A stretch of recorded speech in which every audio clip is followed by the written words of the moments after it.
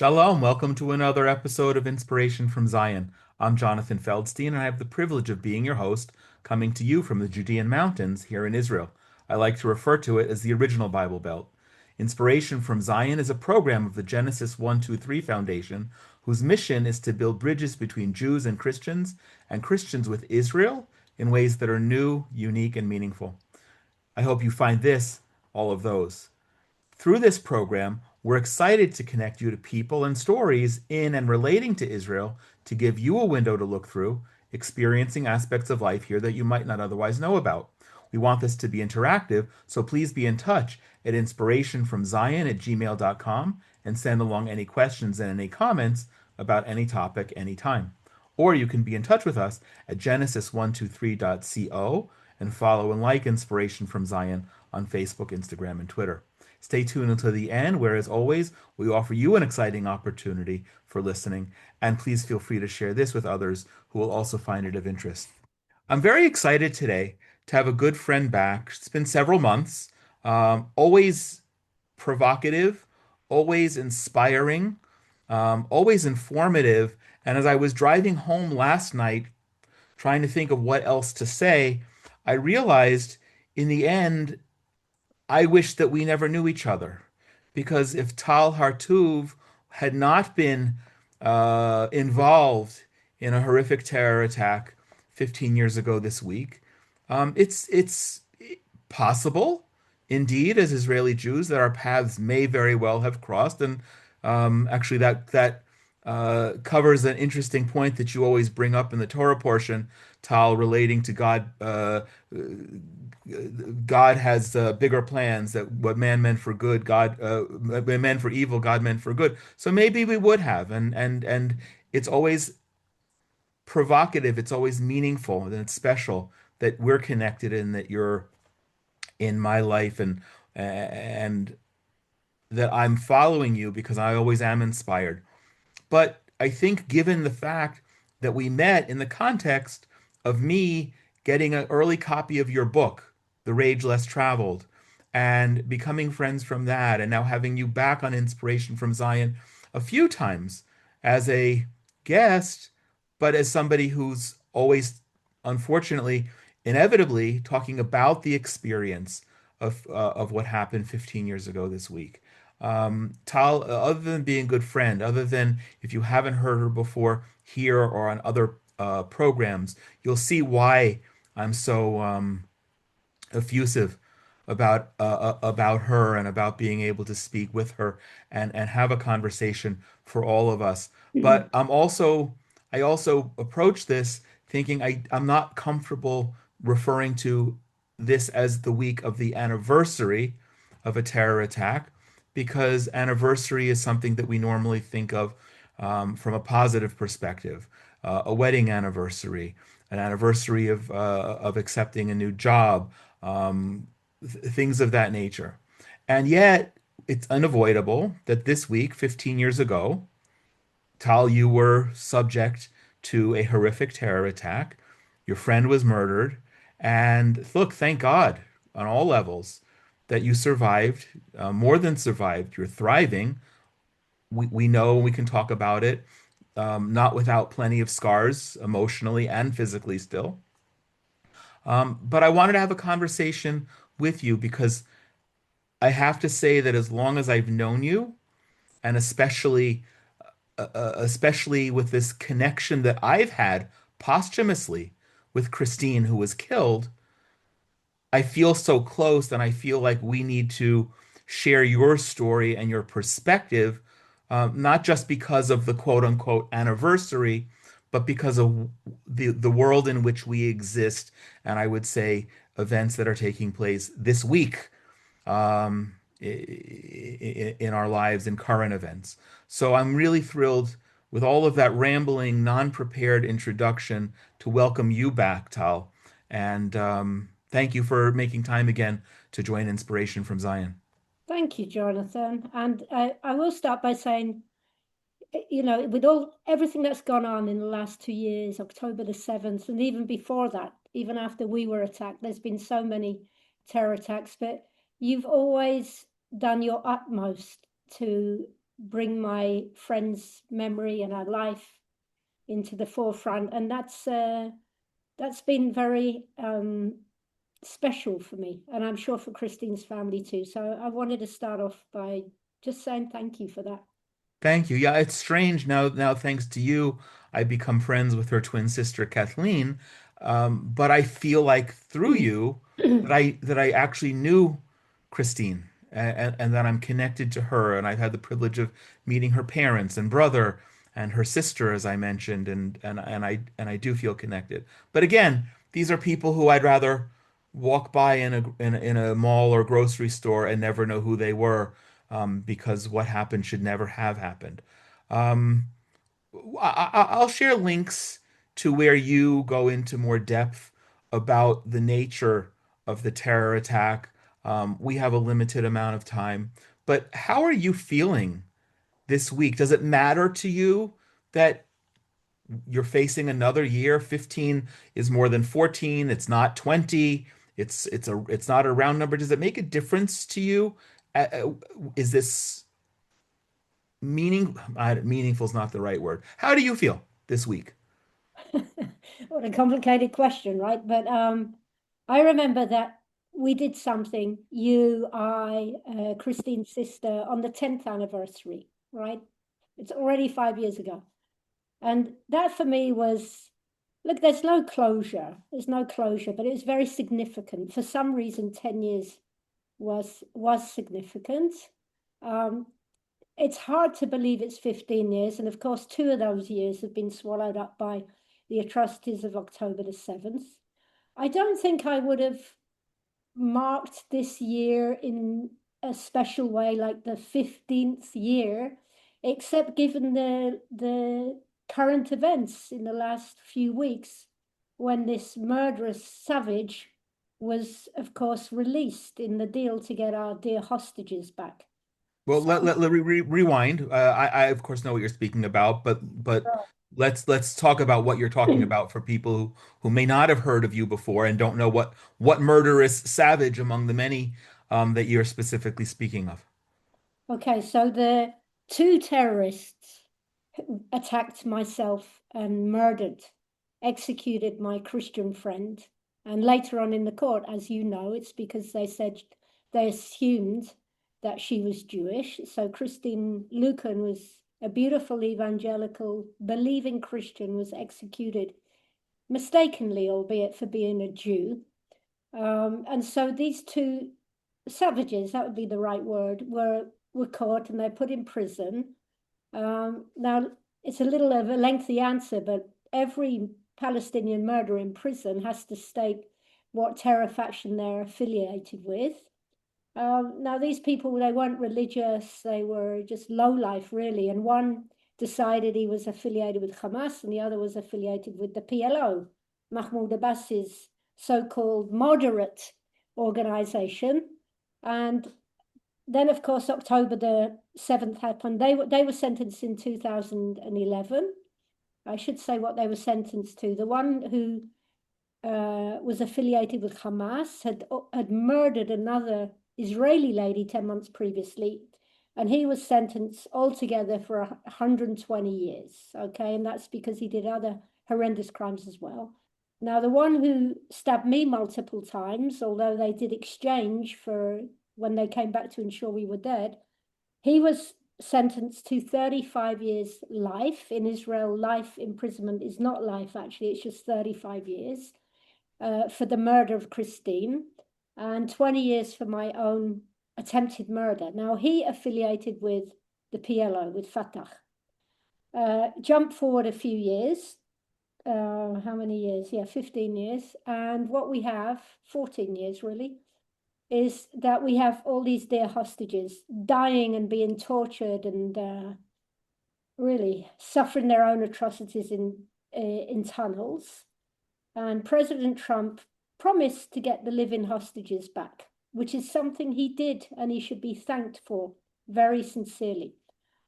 Now, with that, there was a deal that was made. And the deal was that what Israel calls security prisoners, for some reason, they're just murderers, cold blooded murderers. most of them would be released, no matter how long they'd served their term for. And what Israel did, because that was the demands of the Hamas, Israel kind of played the game. Maybe it's a good game, I don't know, where they quibbled about how many Hamas terrorists would be released. And that meant the one who was affiliated with the PLO, which was the one who actually he led the whole thing on back that day in the forest. But what it means that he, the one who got 55 years altogether, not 120, was released in this hostage deal. So going back to your original question, Jonathan, um, this year I don't know how I'm feeling because this is all very new. It's new to me, and of course it's new to Kristine's dear family, to Kathleen, to her parents, to her brother. Uh, so what I would have hoped to just, you can't obviously can't forget, but because time passes and other things come into your life, it allows for you not to be entirely focused on the terror attack. But certainly with the release of this savage, um, it does feel like, and I can't speak for Kristine's family, but for me, it feels like I've been thrown back several years. You know, it'd be like the second year anniversary or Yeah. something like that. Ripping open old wounds. Well, it's ripping over open wounds that are new wounds actually, because having him never been released before and me going around. Yes. By the way, and I will say this publicly now, but there is an affidavit that was released by the Americans in a court. I don't remember where, maybe it was Colombia, which Kristine's family have, and I have a copy. And that was issued in 2016. And it said that there is enough evidence to believe that the people who murdered, or the same people who were sentenced to life imprisonment, there's enough evidence, should they ever be released in a deal, there is enough evidence for them to be extradited and tried by an American jury. So that, Oh, yeah, that's, good. yeah, exactly. That is an American document. So by hook or by crook, I managed to get to Dr. Sebastian Gorka, who is Trump's counterterrorism. I don't know, he's got several titles. And I emailed him and I explained who I was. I sent the affidavit and I said, look, as promised, I'm waiting to hear that if the American government will extradite this murderer who's been released. So I haven't heard back. They said they'll let me know and that the FBI are on it. But that was quite a few weeks ago and I haven't heard anything. So I'm just putting it out there publicly now. Well, I'm glad because I think I had texted you when I was in America on a speaking tour recently, and I didn't want to reach out to Christine's family because I just didn't know what to say other than how horrible, but that's been on my mind. They're guilty of murdering an American. I didn't know that there was this precedent. I do know, wow, come on. It's horrible that I'm blanking on his name. Um, the father of Malky Roth, Oh, Arnold Roth. Arnold, yeah. So Malky Roth was murdered in a terrorist attack in Jerusalem. Um, Also about 15 during the second intifada, excuse me. And there is an extradition uh issued against the mastermind of that, who had been in an Israeli prison, was released, and is now wandering free in Jordan. And Jordan has yet to extradite this woman to the U.S. So hopefully, someone will, Sebastian Gorka will get on it, or somebody, and find where this terrorist is in the world, and make sure he cannot sleep until he's sitting in an American prison. Well, I would hope so too. But given, like, you know, Arnold and I know Arnold, and he's been fighting this battle for years. Yeah, And I think the Americans have to ask for the extradition. I'm not quite sure where that's gone on with that, but that's correct. I remember telling Arnold, this is before my Barbarian was released. I remember telling him, I said, listen, Arnold, at least I've got some measure of justice. At least Yeah. my chaps are in prison. And then when he was released, I spoke with Arnold and I said, look, looks like we're in the same boat now. So I Right. think the Americans have delayed on with doing justice with Arnold's case. And I hope they're not going to delay with this case. And to be fair, if they're going to get extradition for this Palestinian who tried to murder me and murdered Kristine, then they should definitely do the same for Arnold Roth. Absolutely. How did you find out that he was being released? I know that I want to say back in June we had a conversation, and you had posted that you were concerned things were going in a direction, and the terrorists who attacked you and murdered Christine were going to be released. How did you find out? Well, we did have a conversation back in June, and we spoke also with the father With of Ilan Dalal, the father of a guy who we need to reconnect with. I know. absolutely. Thank God, Guy, I guess, has been well enough. He was one of the hostages who was released finally about 2 months ago, and we need to find a time that he's actually here in Israel to be able to connect you. Yeah, that would be amazing because I promised that we'd have a little l'chaim, have a little celebratory glass of good whiskey because of Guy's release, right?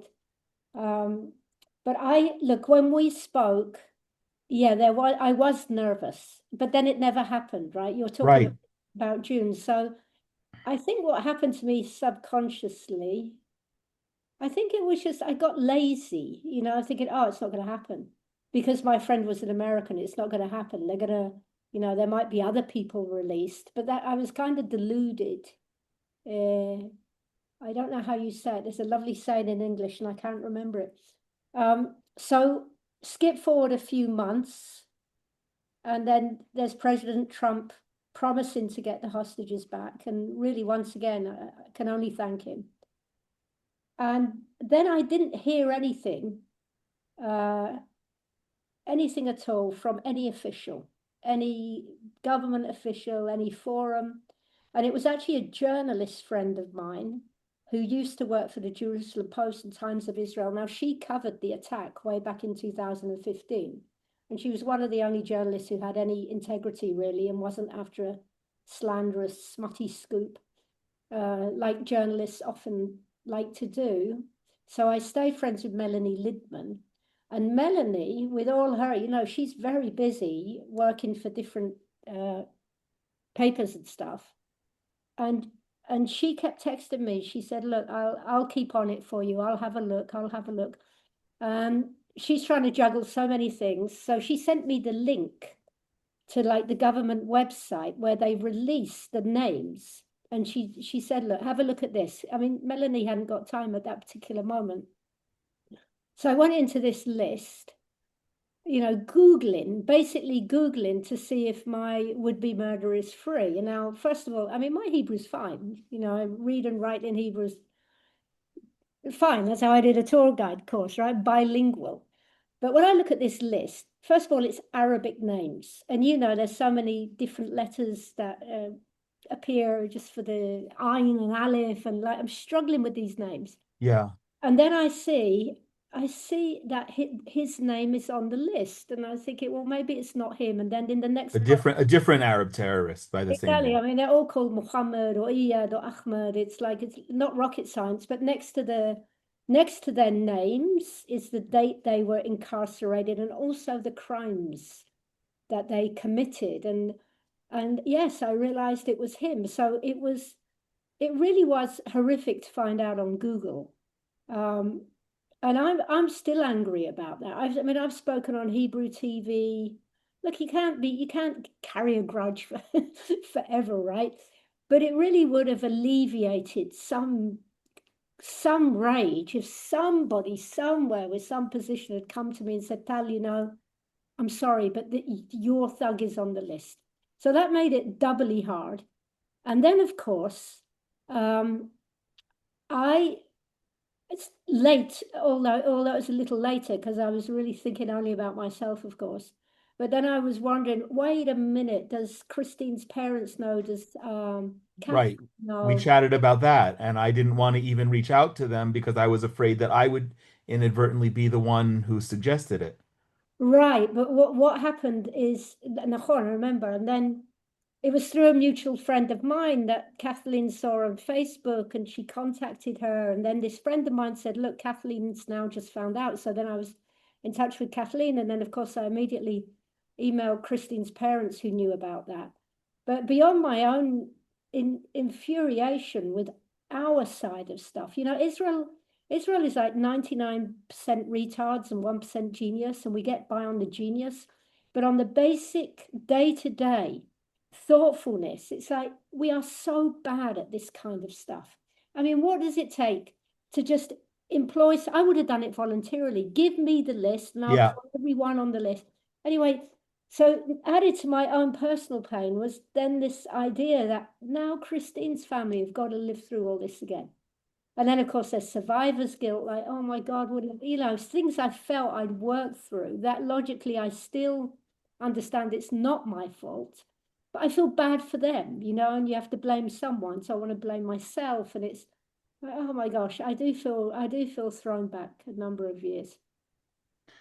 Do, so Christine's family found out also through social media, not through anyone telling them. Are you? I reached out only in a very limited way, again, because I felt that I didn't have the capacity to really be of any help or comfort other than reaching out, which I know is or can be. Do you know if anyone on any official basis, No, well, Israeli or American, reached out to them? well, it's an interesting question. First of all, the Americans didn't have, for me personally, Not for you. yeah, I'm not answerable to the Americans, but my own government and Christine's family are in this situation where actually the Israeli government and the American government should be answerable to them. Yeah. But no, they have not heard a peep from the Americans either, which is that's that they've had the double stab in the back. You know what I mean? It's like not just from Israel, but from the Americans as well. So, of course, I then had an email exchange with them, and I was horrified that the Americans hadn't even said anything to them. I've been trying to call Mike Huckabee. I was trying to call everybody. Nobody answering. Nobody. Yeah, I feel very angry and frustrated with that whole system. Unfortunately, it's not the first time, and unfortunately, we, and I say we collectively as Israelis, but also the Americans, Christine wasn't the first American citizen to be murdered by Palestinian Arab terrorists here, and no one's figured that out yet. That it takes either just crawling up into a ball and living your own pain on your own, or like Arnold Roth, who's not an American citizen, but whose daughter Malki was, to lead the charge to get some form of justice for his daughter's murder. Yeah, it's actually quite mind-boggling. It's really mind-boggling. But now whether there's, I don't know how the Knesset works, whether they don't have some kind of a committee to take uh, care of these people or just to inform them. But I tell you, even when on the day of the murder, it's like my parents have both passed away now, but they found out on the BBC News, and Christine's family found out on the internet. I mean, Oh, nobody. So the world in general knows about it before even the people closest to the ones who've been. wow. Yeah, yeah. So I don't know.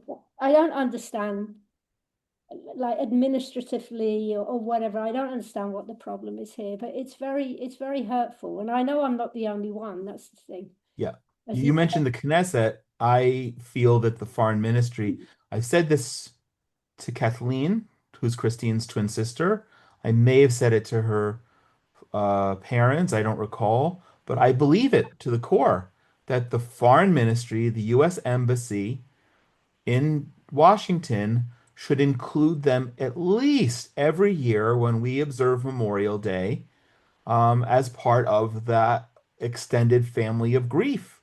That it doesn't matter if she was Jewish or not, that we have a responsibility. By the way, I don't know if you know this, I just published an article about it, but 2 years ago, when the body of one of the hostages who had been kidnapped was found by our soldiers, a Tanzanian agricultural student. We, as the Genesis 123 Foundation, stepped in to try to be a comfort to the family of this Catholic Tanzanian student, agricultural student, and also recently during the implementation of the ceasefire terms, the body of the second Tanzanian agricultural student, who was also a Christian, was released and has now been returned to Tanzania and been reburied. I'm astounded that I'm astounded and I'm ashamed that it's the Genesis 123 Foundation that seems to be leading the charge to comfort and have any connection to these Black African families who had nothing to do with the conflict, who weren't out hiking on a occupied forest path 15 years ago, who surely could not have been confused as Israeli Jews, and yet our foreign ministry and a government don't seem to do enough. Yeah, that's a real, it's a real, it's shaming. And you're absolute, first of all, it's very, very wonderful that you did that. I mean, it's from Tanzania, from Thailand, altogether, I think there were 26 nations Yeah. of people from 26 nations who were murdered. And regarding terrorism, there's been many non-Jews in Israel murdered by these Palestinian terrorists, right? I mean, one of the leaders in the man who set up Pay to Slay, who worked so hard, is Stuart Force, the father of Ted Yes. Force, who wasn't Jewish, but once again, it's another young American executed for being, for being Jewish. So once again, I don't know why Israel is so sloppy in this. And it certainly is hurtful. It is very, very hurtful. And somehow these people are tied up with our fate, Yeah. and we should never forget them. They're part of us. Correct. Correct. Well said. Since the terrorists were released, since the beginning of the implementation of the ceasefire, and I want to always emphasize to people that this is at best a ceasefire. It is not a peace deal. Everyone who talks about peace is fantasizing at best. You've been doing a lot of media, and in fact, I don't even I backed off. I didn't want to be in your face because I felt you needed time, but you were out doing a lot of media. One particular that you felt like I was on a bit of a roller coaster with you when you were talking about possibly being on Pierce Morgan, not Pierce Morgan, Pierce Morgan, not Pierce Morgan. I'd love to speak about him because I don't have particular high regards, but in general, how have the last few weeks, several weeks, been for you in terms of this? And has there been anything positive that's come out of all the media that you've done? It's great. Well, first of all, Pierce Morgan. I'll just I'll just go through that because I wanted to be on his. It's not really journalism, is it? It's like entertainment. No, his car wreck of a TV of a internet Yeah, program. at the expense of the pain of others, and that's very Yeah, much what he's done. He's platformed people's pain and monetized from it. But nevertheless, I thought it was an important uh, story to convey to a wider audience. Although, as my friend Tommy Robinson says, Tommy always says, Piers Morgan is a dinosaur. He's old news now, and I think that's true. I think he's kind of losing viewers, but I did think at the time it was important, and we'd set up a meeting. They bring the camera here or wherever, and he cancelled at the last minute. And actually, I was supposed to be doing a hike that day with some survivors of terrorism, like a fundraising thing. And I was very torn. And in the end, I just told him, I said, listen, I have to be on Pierce Morgan's show because it gets a bigger audience. But he cancelled. So you know what? I missed out on that hike and doing good for other people. And then he made another appointment and he cancelled at the last minute. And then he said, look, I can do it on another day. And I thought about it and I thought, you know what? My time is as valuable as yours. I'm not your little, I don't know, a nice word. I better not say it. Yeah, I'm not your whore. You know what I mean? It's like not interested. I have self-respect.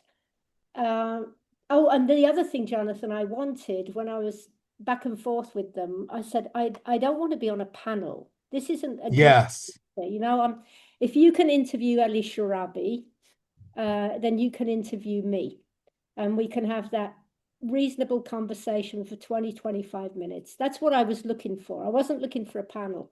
And then they write back and say, well, actually, you can tell your story for a couple of minutes and then you're going to be on a panel. And I said, well, I don't want to be. No, you're going to be with this guy called Dave Smith, who was a complete. Oh God.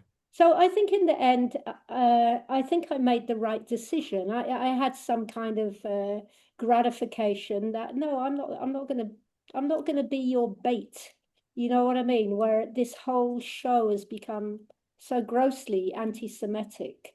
I mean, I don't think any Jews should appear on that. It's and the people who watch that are just I don't know. It's just something kind of perverse about the whole thing.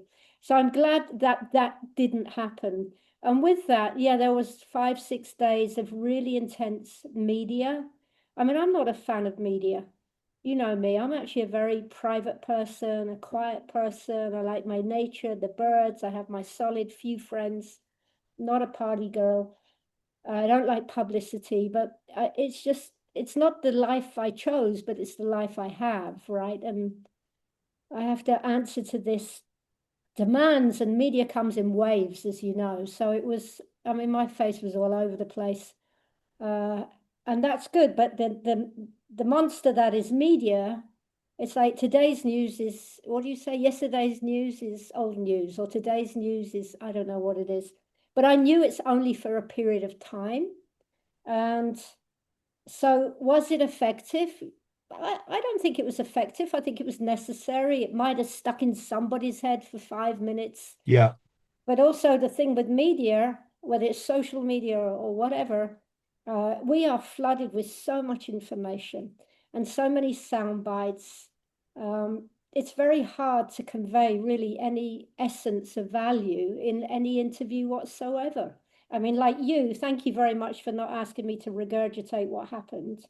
But the nature of things, and you touched on it in the beginning of this interview, like if I did some very like high profile podcasts as well. And because I know that the people who watch those podcasts, like hundreds of thousands, might not have heard about what happened to me, I have no legitimacy talking to anybody without explaining, right? Yeah. And the problem with that is that first of all, it takes out a huge chunk of valuable time where I believe in the last 15 years, I've learned some things that I think are of more value than just saying what happened to me in the forest, right? Yeah. And so it takes up an enormous amount of time for the interview. And the other thing is, of course, regurgitating this. Every single interview I did, Jonathan, following the prisoner release, I had to like vomit up what happened to me. And it's like, I tell these journalists, most of them, I'd say, well, can't you just Google me and see what happened for yourself? I mean, why do I need to go? Or I'll send you some links. But it didn't work like that. And after a week of that, I was like a zombie. I really, I felt very, very traumatized again. So wait, I want to go. The trauma is what I wanted to ask, but you used the word zombie. You could be a zombie from having done several interviews in a short period of time, and that's I've done interviews, but in addition to my doing interviews, and that's draining indeed. But Right. you're talking about the emotional trauma, the reliving of it, and even though if you speak the words and it sounds very matter of fact, it's not. It's reopening things.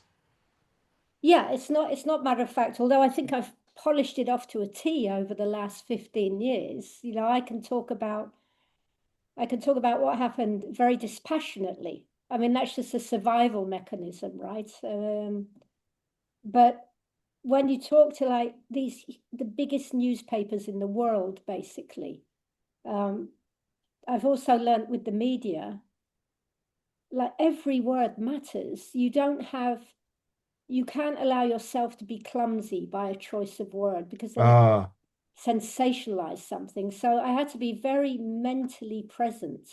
And these journalists were very thorough. You know, it's top newspapers. It's not, it wasn't like yellow rags or anything, tabloids. There were a couple of tabloids. But, you know, talking with investigative journalists, talented people, intelligent people. And I've learned through mistakes over the years that every choice of word is absolutely critical. So the interviews would last an hour and a half, couple of hours, and then they have to get back to you, and they just want to check.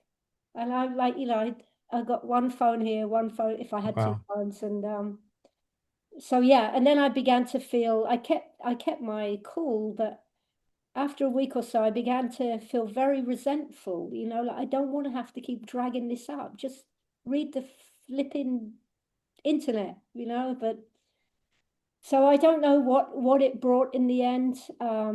I do now know what I want to do, and yours is the first interview. I want to push this extradition, and Good. also for Arnold, and that man has been fighting like a Rottweiler for years. Yep. But that would be the next justice, and hopefully, if he's extradited, I mean, you can only extradite the one who's been let out, right? But I just want the death penalty. I think the death penalty, it's not a, what do you call it, deterrent. It's simply the right and fitting punishment for unremorseful murderers who you can't even actually, you know, the idea of murder, it's unforgivable anyway. Not that they've even asked for forgiveness. So I really want to see him executed. Like I'd It, like to see all these terrorists executed. well, that's a very, first of all, I'm in whatever way I can help. And I Thank deliberately avoided, even though I was driving through the city in which Christine's parents live, I avoided contacting them because I didn't know if this had been approached or not. But I'm all in and I want to help. And without giving away where they are and revealing anything about their situation, the state, I can't believe that at least one of the two U.S. senators in the state in which they live wouldn't jump on this right away. And maybe offline, I'll see if I can use my contacts to reach that senator. But then again, of course, it depends capital punishment depends state by state or if it's a federal crime. And I don't know how that works, but I think that's real. No, I don't know how it works, but I tell you, it'd be better. I mean, you know what happened when he was released? Israel released all of them, first of all, to Gaza, not to Gaza, to Egypt. Egypt, yeah. And they were staying in a five-star hotel. Now, in addition to that, remember, he's come out with millions of shekels. So, From the Palestinian Authority paid a slay yeah, monthly stipend for having killed yeah, Christine. for having murdered an American Christian. Yeah, that's right. The pay to slay stays in a five-star hotel.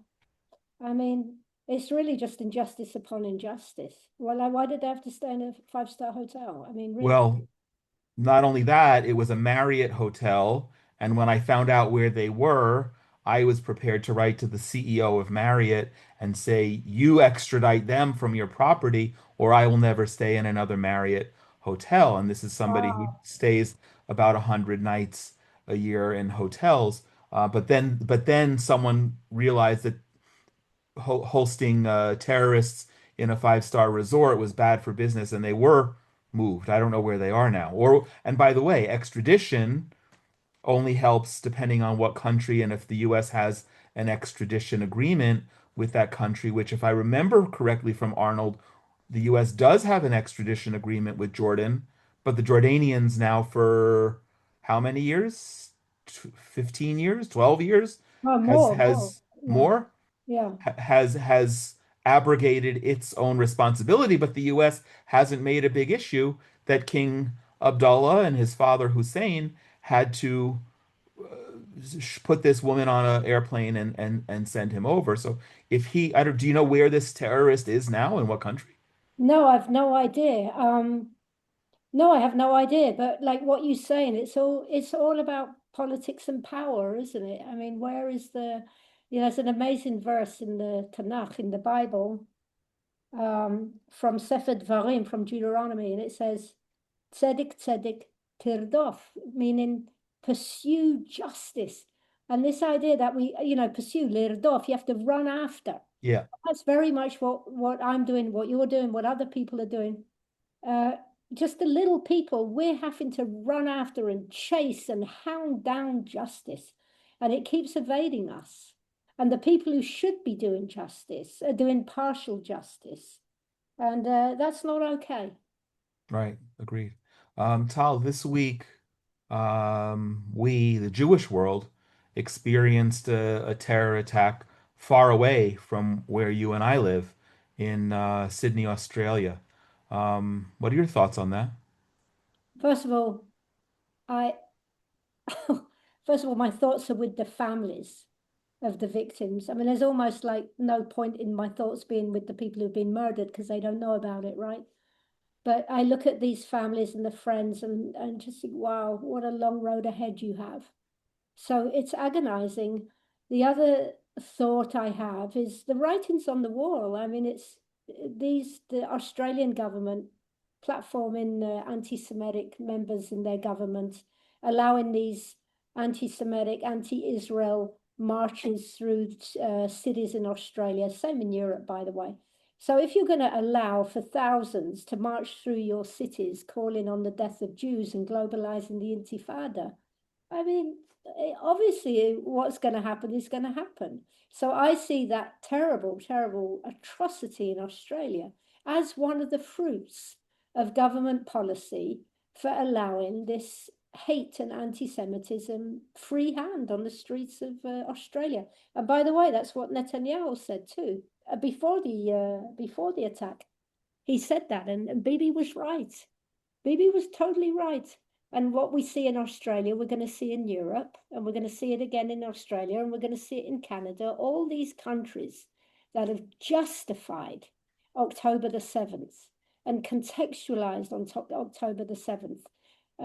What do you say? The chickens are going to come home to roost. Yeah.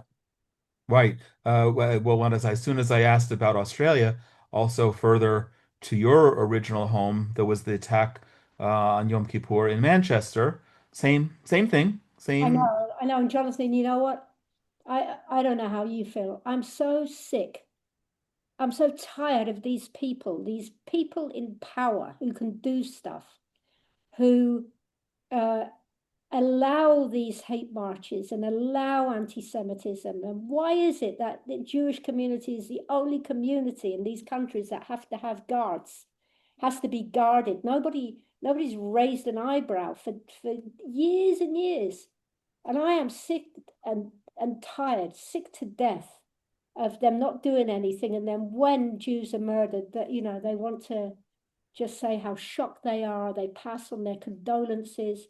There's a very good book which I didn't read because I thought the title was crass, and then I read it. Somebody, and it was one of the best books I've ever read, by Dara Horn, and she wrote a book called "People Love Dead Jews." Right.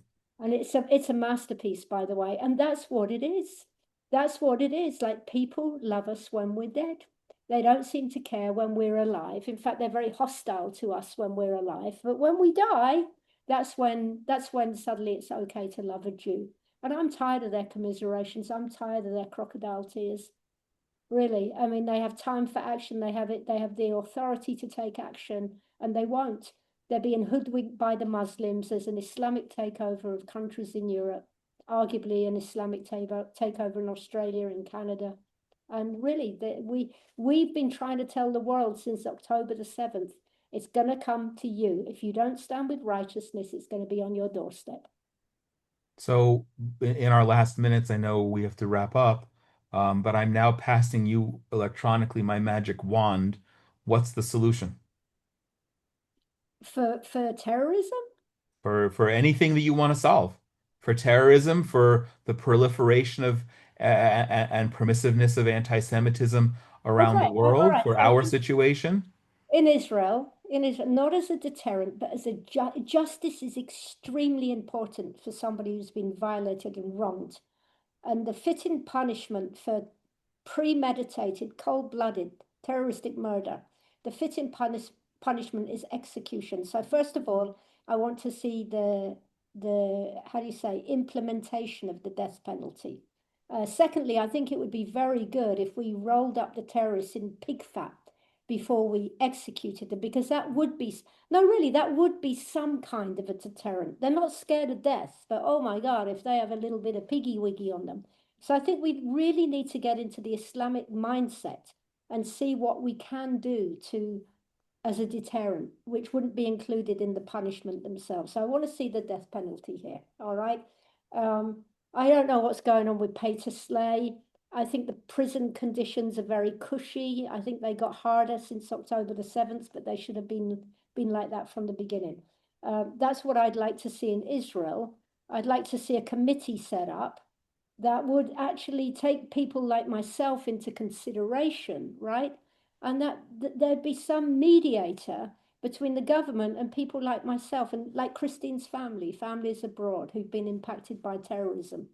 And regarding terrorism in Europe, you have migrants coming on boats every single day. All right. It's never coming with women and children, by the way. They're all young men of fighting age. They should be deported immediately. They're given benefits, right? Yeah. Deported immediately. I don't think they should have Muslims. I'm probably going to be crucified for this. I don't think they should have Muslims in positions of governmental power in Christian countries. I really don't, because these Muslims are now, that you get in the Muslim vote and they're taking over. They're taking over we have a Home Secretary in Britain who's Muslim who marches on these pro-Palestine marches. We have the person educated, heading up education. He's a religious Muslim. These are not appropriate appointments. And it doesn't mean to say you're racist, right? Europe is losing its culture. It's been taken over. So I wish the Europeans all the goodwill in the world, but with the leadership that I see there, it's not going to happen. So I can only worry about my country and yes, the death penalty and definitely some kind of a forum for people in my situation. Tal, thank you. I always enjoy talking to you. And I probably always say this and I mean it, and then life gets in the way, but we should always do this over a coffee and not recording because it really is a pleasure, despite the intense and difficult topics that we're addressing. But I really appreciate you and you making time today and sharing your thoughts for everyone and always be willing to come back and be part of Inspiration from Zion. Thank you, Jonathan. Thank you for everything you've done for me personally and also for Christine's family. Yeah.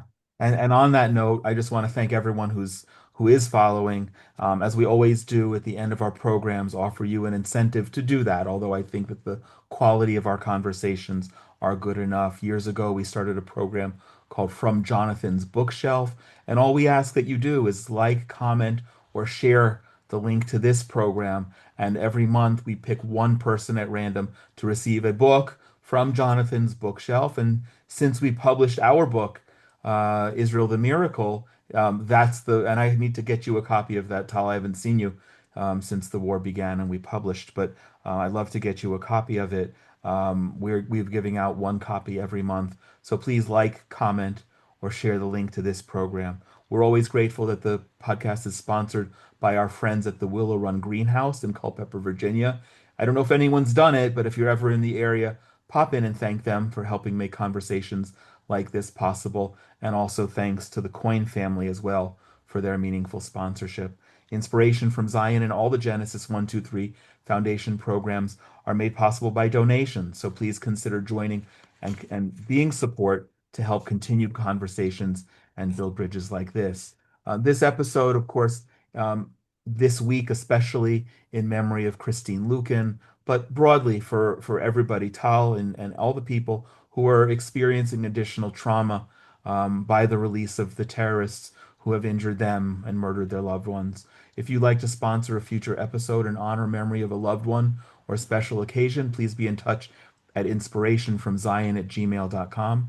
We'd always love to hear your comments as part of a dialogue and invite you to send any questions as well, especially questions about traditional Judaism for our Ask the Rabbi programs. Please share this with others who also find it of interest, and please continue to join us right here as we bring you more meaningful topics about Israel that you won't hear anywhere else. Wherever you are in the world, I pray that you and your loved ones are safe and healthy, and I send my blessings from right here in the Judean mountains. God bless you.